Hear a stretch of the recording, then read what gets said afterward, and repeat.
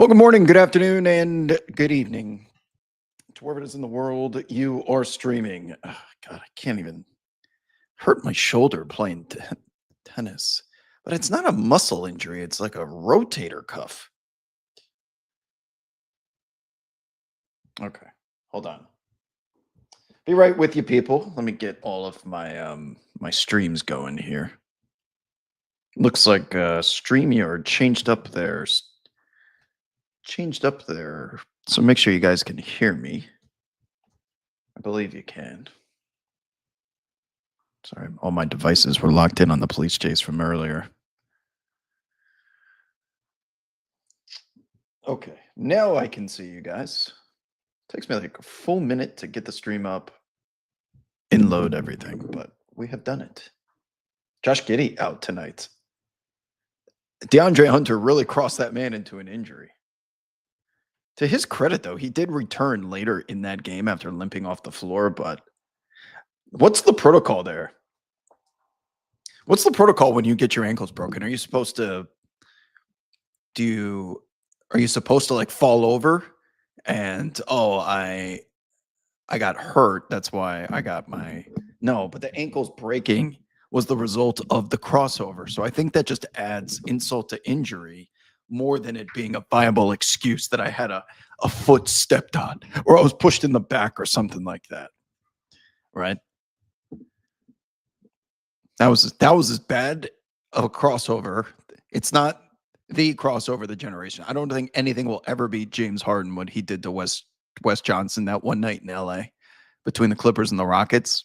That one, and that was national TV too. That's the most brutal one from this particular generation. But Josh Giddey rolling an ankle as the result of a crossover is pretty damn bad.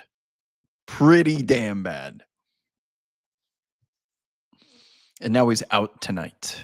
Bulls game against the San Antonio Spurs. With that said, this might be a good opportunity for us to check in with our friends at ProfitX and see how those lines are moving.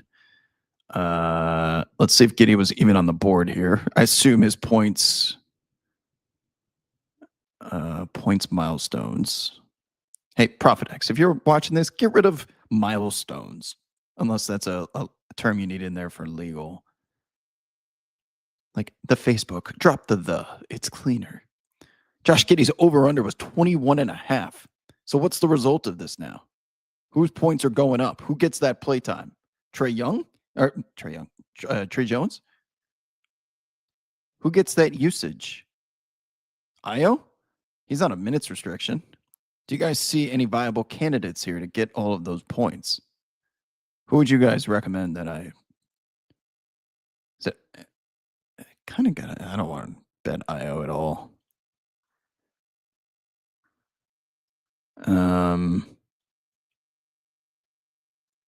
It's got to be Trey Jones, right?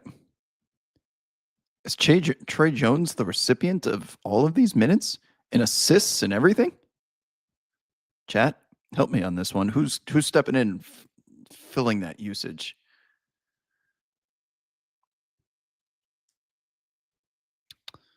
I guess we'll go Trey. And it's also a revenge game. There's an official. Oh, we're getting news here. As top of the show, Ayo Dosunmu will not have a minutes restriction tonight, per Coach Donovan. Okay. Wait a second. So we're going to get some money down on Trey Jones. And I guess we'll put another 10 on Ayo's over. $10 of liquidity here. Hopefully they take it at 100. Ayo's without a restriction. That is news. Okay. So throughout this show, people, we will have to take a pause to get some action in, especially when there's some closing line value. Even though all the CLV bets are losing lately, this is one of those spots. Chicago's off the board.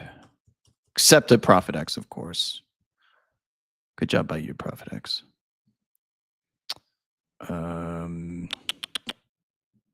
NBA. Yeah, they took Spurs Bulls off the board at most shops here. All right. Io 14.5. That's low. 14.5 for Io off of minutes restrictions, low. Okay. I'm back. Sorry, when moments like that happen, I have to gotta scramble. Part of the gig here. Playing the market like you would stocks. You see something with a little bit of an edge, and of course, I'm playing numbers here, and you want to do the best with it. All right, let me catch up on some of these chats. Do not allow the UNC allegations. Or are you talking UNC allegations? Seth Trimble broke his forearm, by the way. That really chaps my ass. Mexico police chase happened earlier today. Those of you watching with us, the impossible has become the improbable. Somebody in a police chase in Los Angeles went south all the way to the border and got through customs, got through the border, and the United States had to let it go. Enjoy your freedom. You earned it. The protocol is to point to the area and tell the refs it's slippery. That's correct. Thank you, Helwick. You're always here to finish my sentences when I can't think of the words. Yes. So if you get your ankles broken that bad and you're hurt, you walk right over to the mop boy, point at that spot and say, it's slippery right here. This was not my fault. It is the condensation on the wood. You have done an inadequate job of preventing defenders from being able to stay in front of their opponents, which makes it impossible for us. And I won't be the only victim. Sorry to say, but this is your fault. That's how you spin it. That's how you spin it. Otherwise, you end up on highlight reels for the rest of the time. And unfortunately for Josh Giddey, he will. And he's having a good season, too. It was on NBA.com's MVP ladder, for God's sake. That's why we don't do MVP ladders until Christmas. Let this DeAndre Hunter crossover be an example to all of you. Don't even start MVP convos until Christmas. Otherwise, your candidate may get his ankles quite literally broken.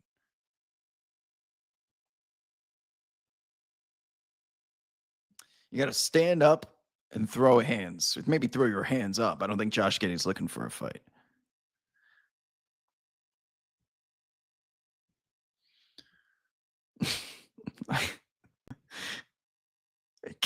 Cam, I still don't understand the people in my comments who are convinced that I'm the person who bought this account from the old whoever used to run World Wide Web. But I will play that game and keep egging them on as if that is something that happened, because clearly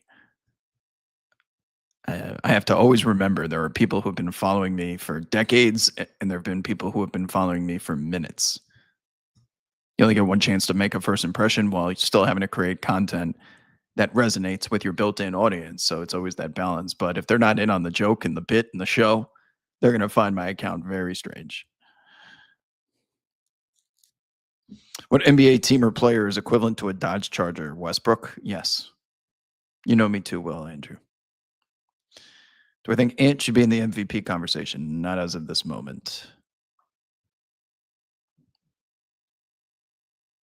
How much did I make betting last year on X? What do you mean?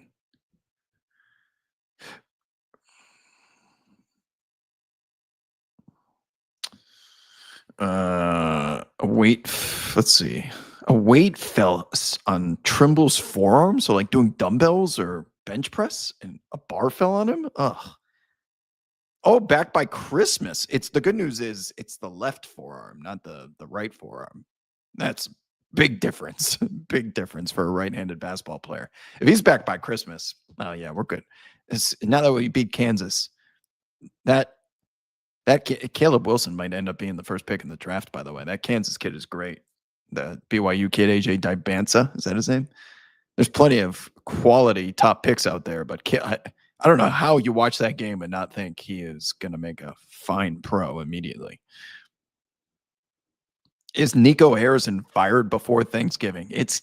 The volcano is simmering in Dallas. This is a TV one game tonight. With the Milwaukee Bucks on the second leg of a road back-to-back, Giannis was on the injury report. He is going to be probable to play. Anthony Davis fighting his way back as well. This isn't the Wizards. They almost lost to the Wizards again. The Wizards' only win all season is against who else? Nico Harrison's Mavericks. And a Wizards team that looks like it should be in the G League almost beat Dallas again. So tonight they're going to get the Bucks, who blew a game at home last night. Blew a game at home against the Rockets. Well, blue is burying the lead a little bit because it's more about Şengün and the Rockets' resilience. They're a fine basketball team. Kevin Durant just hits buckets, man. Now you see why they traded for him. That dude hits buckets where you're like, oh, come on. I know it's Kevin Durant, but come on. And they're like, oh, you know who I am. I'm Kevin Durant. Y'all know who I am. Oh, I'm saying that to myself on the couch a couple of times yesterday, watching this guy just isolate in the mid range. And usually you're watching an NBA game like, why isn't the ball more free flowing? Why don't we pass it like other teams? Because you have Kevin Durant. And when he does shit like that, you're like, oh, never mind. He had only missed one. I think he missed one shot halfway through the fourth quarter. How are you supposed to stop that shit? And he's kind of taking it personally against Giannis, too, who was having his way. He gets up for those Giannis matches. It's Jedi versus the Sith.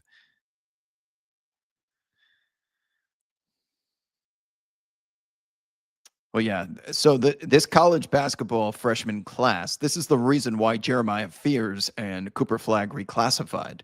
They both should be freshmen in college this year. But they came up a year earlier, 17 going on 18. They are young kids, but they wanted to avoid this particular draft.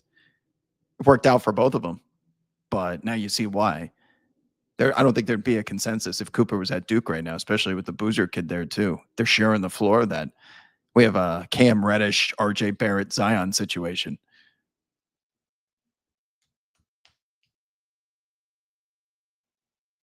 Name a spicier duo than Şengün and KD.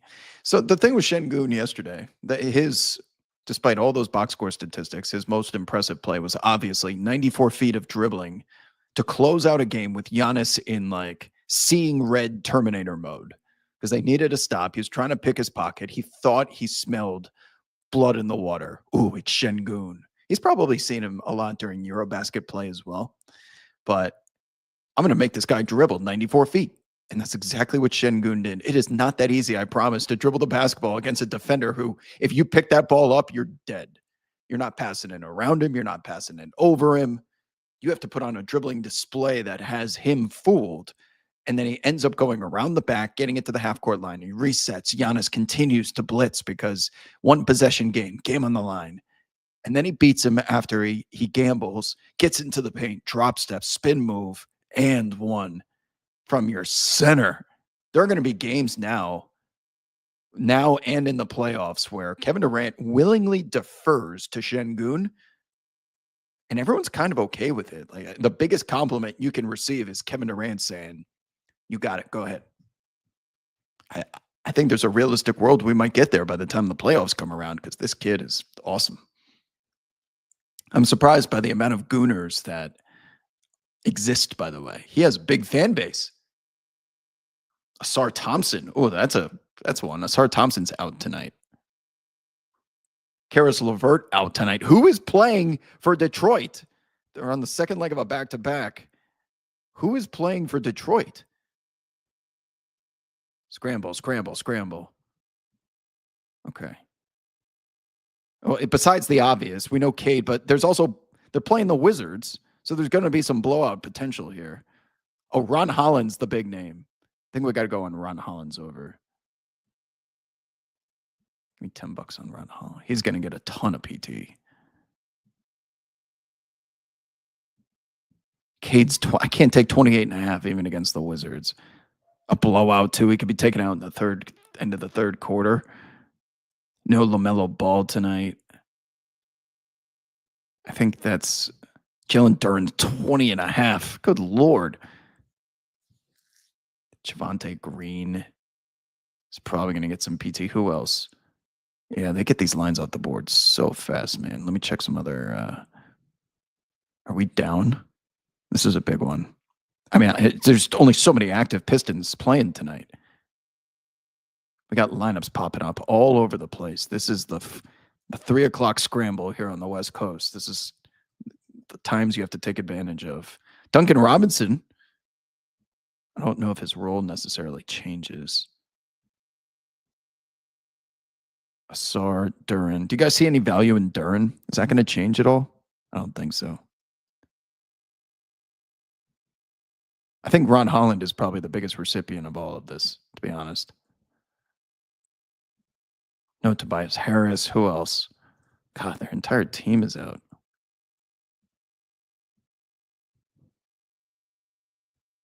Any rebounding angles here? No, Duran's just going to feast.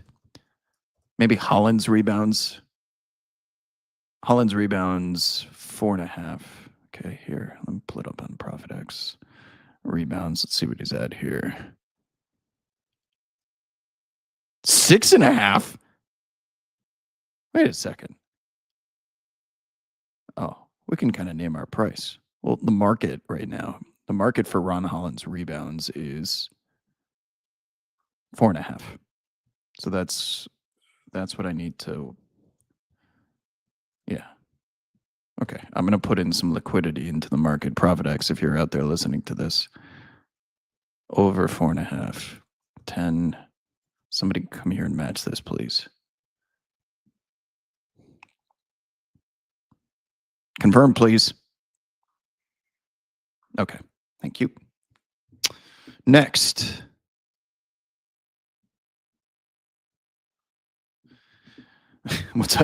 Andre Drummond was a running joke all career long. Because during the preseason, before he was given the green light this year, all he did during the preseason was chuck threes. And he did it in Chicago. Towards the end of his Detroit tenure, everyone would be like, Andre, what are you doing? No one's ever going to let you shoot threes. And now he's doing it in Philly. He made one yesterday, but then he had a couple of air balls too. He's turning into Josh Smith. If he sees one go in, he thinks that gives him the right to shoot another 4 more, which are usually colossal bricks, gargantuan bricks, or air balls. It's also just the age that we live in. Look at Alperen Şengün. I looked up the stat today. He went from just north of 1 3-pointer attempted per game on average up to north of 3, and he goes from 23% all the way up to mid-30s.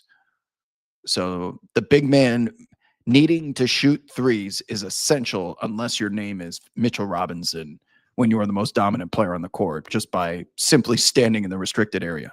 Do you guys see why I go off all the time about anyone that's watched a Knicks game recently? Anyone that's just a couple of possessions, a bad team, a good team. This is the most important player in the Eastern Conference. I say important because Brunson and Cat are obviously the best and the most talented on the team. But after what happened in the series against Evan Mobley and Jared Allen in the Cleveland Cavaliers, Joe Mazzulla having to intentionally foul him to get him out of the game against the Celtics, watching him get every single offensive rebound. And even when he doesn't get the box score statistic, he's involved in the reason why the Knicks get a team rebound. And I took a couple examples from yesterday's Brooklyn Nets game where he's just lurking. He just reaches over the top. The ball starts bouncing around like a lottery ball, and then it leads to a in rhythm second chance opportunity to Mikal Bridges or Jalen Brunson every single time. He blocks 3-pointers. He can close out from the block to the corner. He can. Someone pulled up, I forgot who it was, just pulled up at the nail in the free throw line. Very easy mid-range jumper, got swatted by Mitch Robb. That dude is, and he works so well with Cat because Cat can play outside in. He gets every rebound. You don't need to send multiple bodies because Mitch has it. So you get those other guys out into transition or back into defense. It's all so much of the Knicks' potential relies on a guy who's playing right now on average 16 to 20 minutes a night. And he's huffing and puffing during those 16 and 20 minutes too. What you won't truly, if you're watching this, you won't truly understand his impact until he does it to your team. And then you're going to be like, who the hell is that guy that we can't box out? Teams haven't realized that you need to assign at least 2 human beings to create a ring of fire around him. Otherwise, he will get every single board. I'm not even hyperbole. prisoner of the moment, overreaction. He will get every single rebound if you leave him in one-on-one coverage when that ball goes up. Every board. We're talking Ben Wallace, Dennis Rodman has never been the problem here. Free throws, he obviously can't make any of them, and his availability is low. He gets hurt a lot. He rolls his ankles. He's so long and so tall, he ends up breaking his fingers on the backboard. So he's not going to be in many games, but when he is, can you guys name me a more important X factor in the Eastern Conference?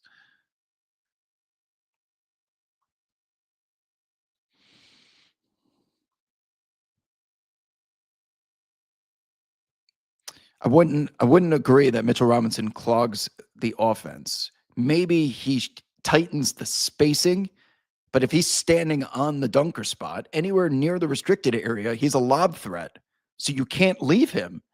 If you leave him to help, even if the Jalen Brunson or someone misses the jumper, the layup, he just tip slams it every time. That's how he gets all his points.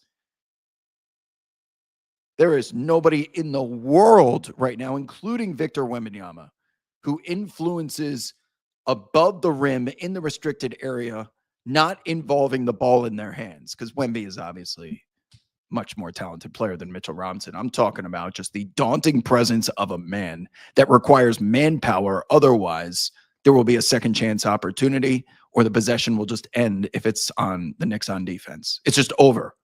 It's over. And then everyone else is getting out and going. I will allow the Tristan Thompson, if it was Tristan Thompson in his prime, but this is someone much taller, much longer, much more athletic, but a similar style of play. I'll give you that. This is a much more upgraded version. Beast. Beast.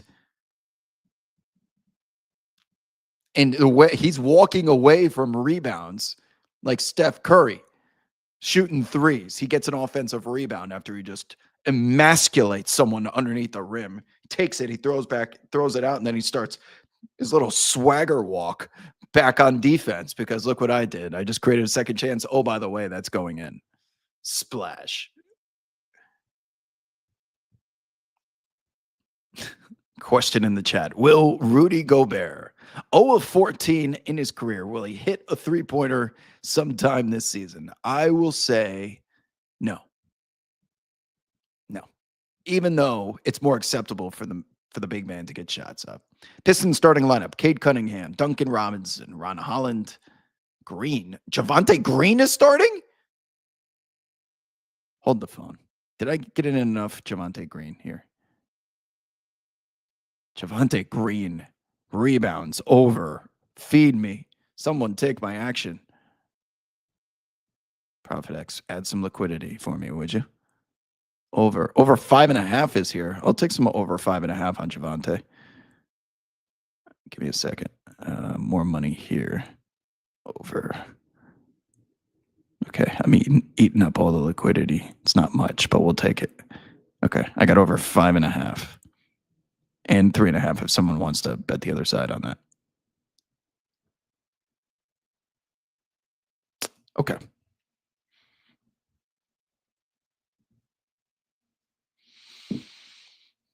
Javonte Green and Ron Holland are about to fill up the box score tonight. Somehow, some way, I need the Wizards to stay close despite the entire Pistons team being out. That's just how good Cade is. That dunk on Andre Drummond last night, and then it wasn't the subsequent possession, but it was shortly thereafter, how he gets into the paint. You knew that little drop step fadeaway the moment it left his fingertips. That shit was going in. Like, Cade is at the point when we get to the MVP conversation, especially if the Pistons are still in first, he will be there. He somehow got better than last year. I was making the case he should have won most improved player despite being a #1 overall selection. A lot of you can't be a most improved player. Look at Cade Cunningham and how much better he is. Now, do you guys see what I'm talking about? He was not this good 2 years ago. He was good, but this is like MVP good.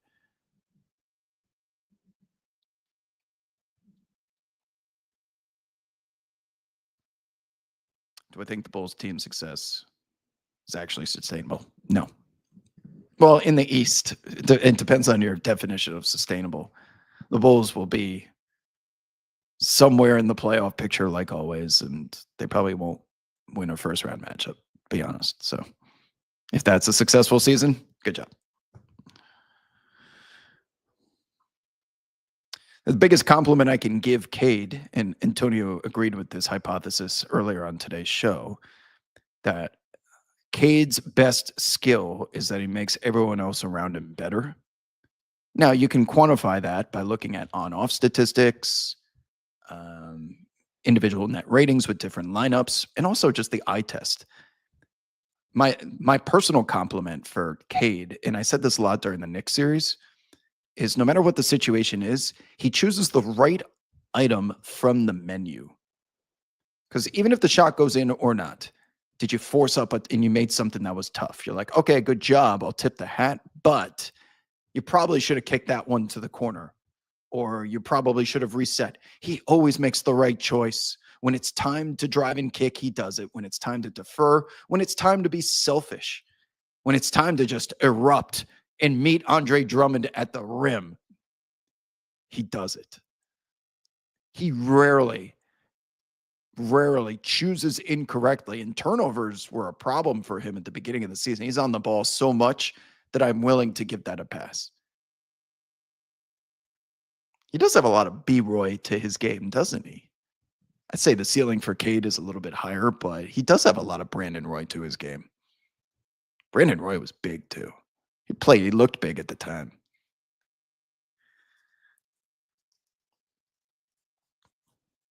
What else you guys got? A lot of action here. The 3 o'clock shuffle is, it's been a minute since we've had this much news come in. Oh, I forgot to share the bet that I already made with you guys before the program started.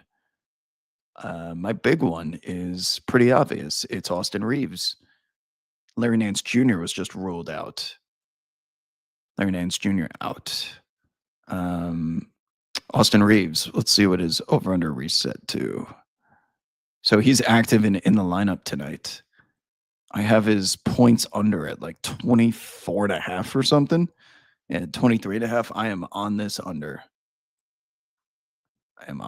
I have a feeling we might see some version of put 10 more bucks on it just to add some liquidity. I am on that under. No word on a minutes restriction just yet, but that's okay. It's the Hornets. There's potential for a blowout. If there's a blowout, he's going to be out the floor. JJ Redick was not pleased, to say the least, after that last game. Another CLV spot. Oh, my God.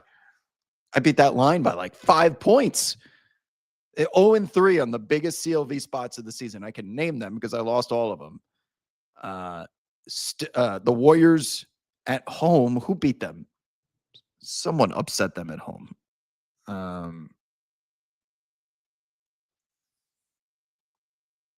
No, the Warriors were on the road.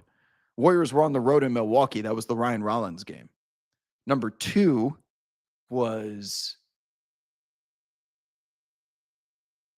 number 3. Number 3 was the Lakers. Oh, no, Lakers in Portland was number 2. Lakers in Portland. No Reeves. No Luka. And it was the Nick Smith Jr. game. That line closed 6 points from where it originally opened, and the Lakers win straight up. And then the next was all those Atlanta Hawks being out. I was on the Lakers that game, and they get destroyed by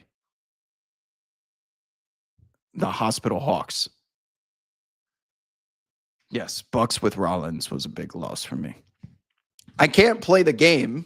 All I can do is beat the market. Now, in these large bets I made, thankfully I was able to hedge a couple of them and lower my risk. Because when you beat the number by that many points, you can go down by pretty significant margin, and then the line catches back up and you have an opportunity to hedge without exposing yourself to a middle. So I just lowered my risk to like a more standard bet size. But I'm like, man, can I just let one of these ride for once and cash in the 0-3? CLV must not mean the same. But I can't play the game. I can beat the market by 6 points. I don't know what else to do. Did I check? Kawhi. I'm so happy I'm Clippers sober, by the way. Is there a more well, the Kings are the answer. I was gonna say, is there a more difficult watch than the Clippers? They're so old. They average 30 years of age in the NBA. That is boomer status. They are slow, old, and they're the Clippers. Ugh. Their new arena has no soul. It's got the wall.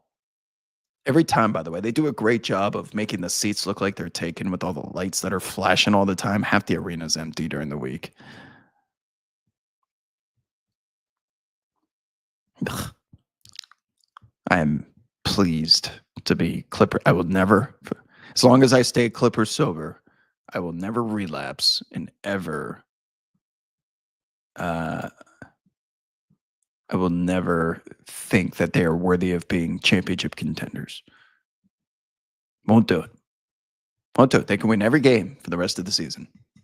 Nope. Nope. No, thank you. Changing my life for the better.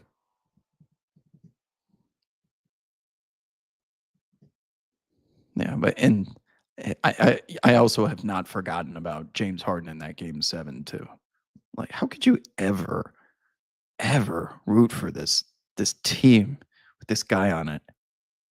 Ugh. Not for me. He's got plenty of fans, but unfortunately, I'm not one of them.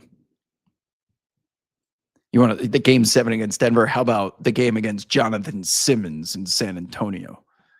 You want to do James Harden history? Problem is, James Harden fans will come to you with, remember that 50 ball he had against the Sixers? That was a playoff game. You guys don't talk about that one. I'm like, for every one of those, trust me, I've got 3 stinkers. Jonathan Simmons locked his ass up. Pelican Bay. Shoe program. What else does he say in training day?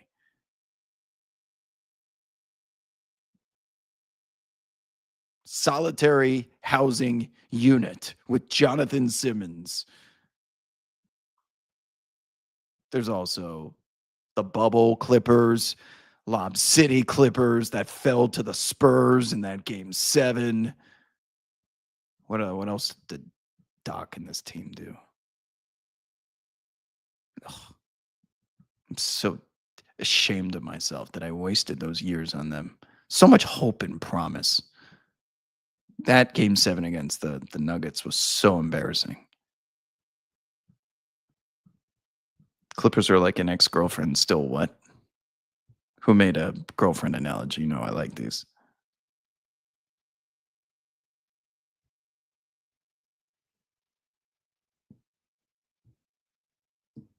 Ex-girlfriend still living in your head. They're not in my head anymore, so I don't need to worry about it.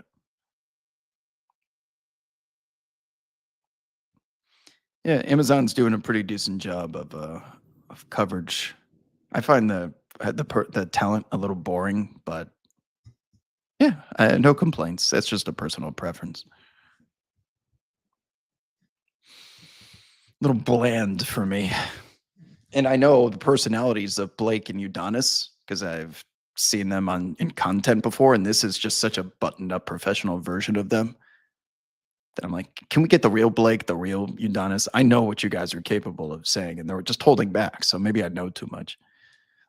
Clippers sober. Yes. I might be the only one that has to buy that shirt because I'm certainly guilty of getting drunk off them. Are the Magic having buyer's remorse on Desmond Bain? Jamal Mosley getting a little petty in that post-game press conference when reporters are questioning the rotation. That was interesting. Anthony Davis officially ruled out? Oh, no way. Derek Lively ruled out. These are 2 guys who are supposed to make their returns, and they cannot afford to lose games. Oh, no. Anthony Davis, 20. Daniel Gafford now game time decision. Oh, Lord. Oh, dear. That means we're getting a Najee Marshall game. Get me. Najee went off. This is at least a $15 bet. Najee, thank you. Confirm here. Okay, that's in. Cooper, Max Christie. I think I'm just going to stick with Najee. Najee is an auto over. He had so much usage the other night, people. Get in on Najee if you can get the old number. Old number only, of course. Najee, if there's no Daniel Gafford, like Najee's going to have to play 5. Marshall, let me just check to see these markets are still up. Oh my Lord, these numbers are low. 4.5 on the rebounds, 9 on points. I'm getting down as much as I can here. ProfitX, continue please to keep these numbers up. Okay. Oh, they're off the board. How did they get that off so quick? ProfitX, they're still up, aren't they? Let's see.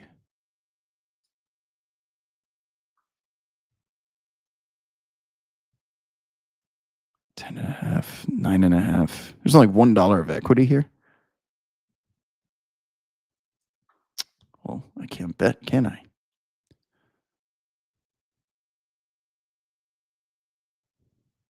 Damn it. Damn it.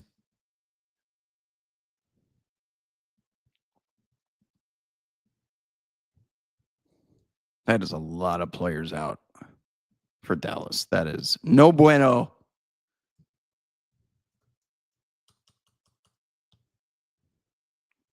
Okay, where were we? Was I watching Penn State versus Indiana football live for that Gus Johnson call? Is the Pope Catholic? Is the Pope Catholic? Touchdown!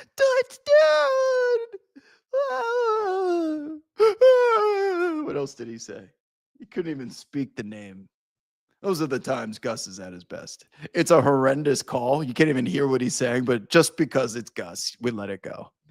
Now, if you get that throughout the game, it kind of wears on you. You turn into Eric Collins, who's just screaming after Diabate after the most basic layup in the world. I can't stand it. Musa! I'm like, what happened? I have to look over because a lot of my NBA watching, because I got every game on, I'm so reliant. I have sound on each of the games. When there's a crowd pop, when the announcers go crazy, it gets my attention in case there's a dunk or something. And with him, it's always LaMelo! And he's just walking to the scorer's table.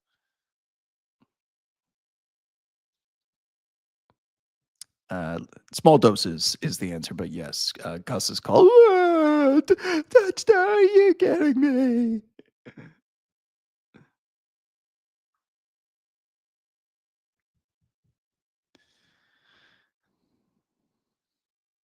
Ooh, a little smoke in the chat from Matta Garrett, who says, "Hear any Sonics news?"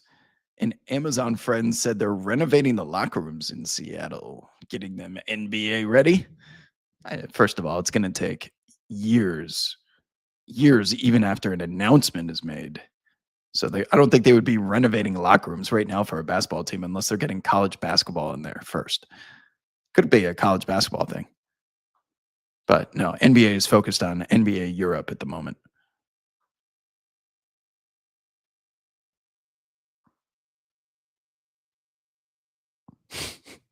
Ken Bazemore is available. He's still maybe trying to get back into the league. If Victor Oladipo, who's now back in the G League, he may be called up at some point. Ken Bazemore can too, okay? God bless you, Kent, wherever you are. I have not forgotten about you.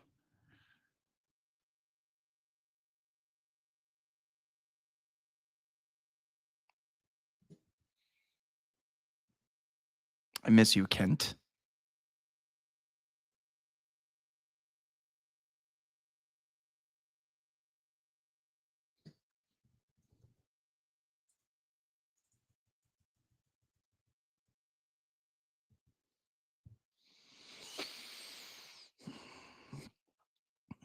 Eric says I was at the PSU game by the end zone. A lot more painful in person than listening to Gus.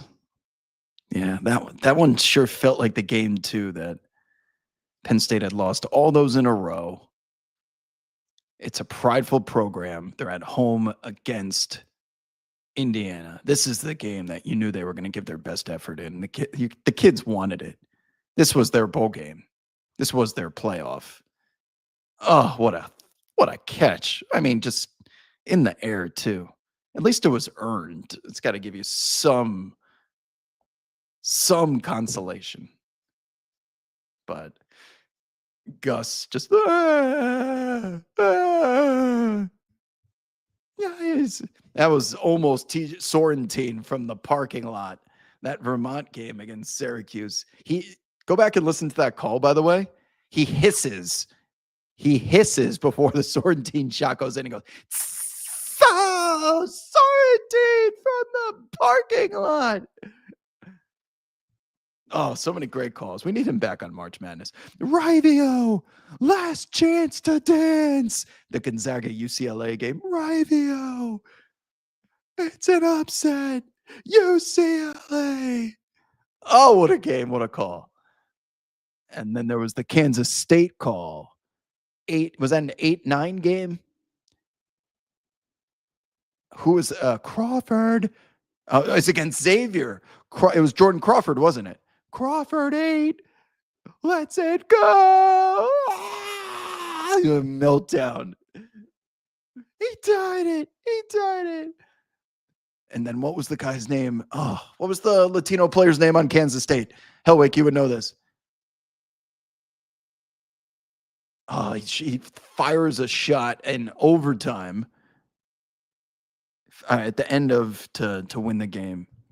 Not Hernandez. God, what was his name? Hellwick, you're the only one. It was a bald Latino player, Kansas State's best player for a couple of years. Someone in the chat's going to know it. It's going to drive me crazy. Not Fuentes. Rodriguez. No. Damn it. All right. Well, someone will remember. Or just look it up.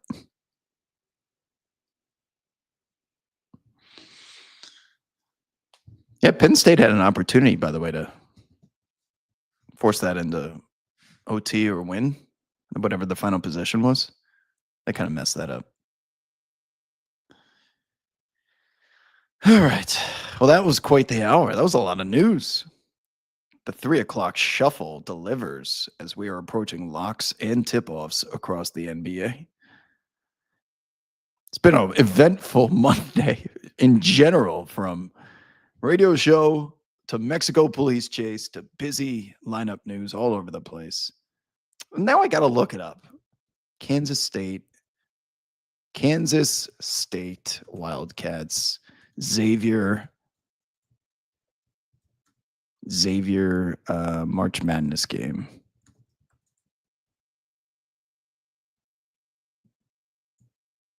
Okay.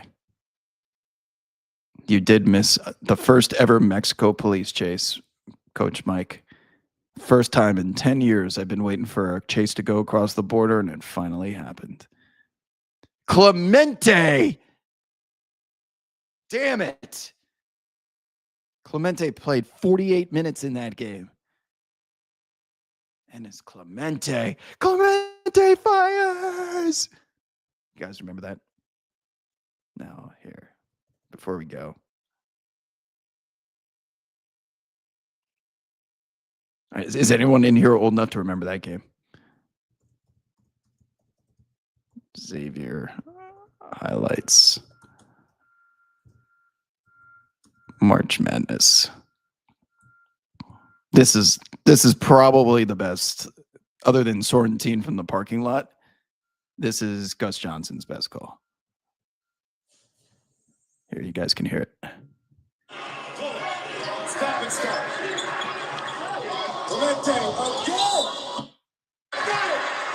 Okay, here we go. Oh, it's Holloway. Holloway kicks it out. Crawford 8. Crawford's got a hurry.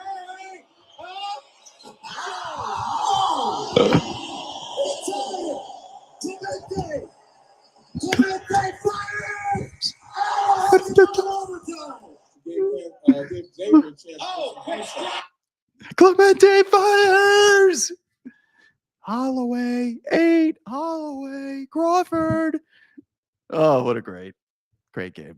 Know exactly where I was. I was sitting in my New Orleans apartment at the Woodward, sitting on the floor watching that game. I don't know why I was on the floor, but I can tell you exactly where I was. Hopefully you guys can hear that. I don't know if I can, I might be able to share the screen. It's Twitter. They allow anything, don't they?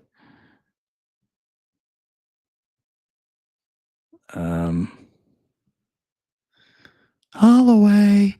Holloway. All right. Well, you guys will just have to look it up. On that note, it's the end of today's stream. I'll be back on Wednesday, same time, roughly 3:15 p.m. Pacific. We will do the 3 o'clock shuffle. Hopefully we have as much news as this time. Good luck to everyone on their wagers tonight. Until next time, it has been a pleasure. I'll see you guys on the timeline. Deuces.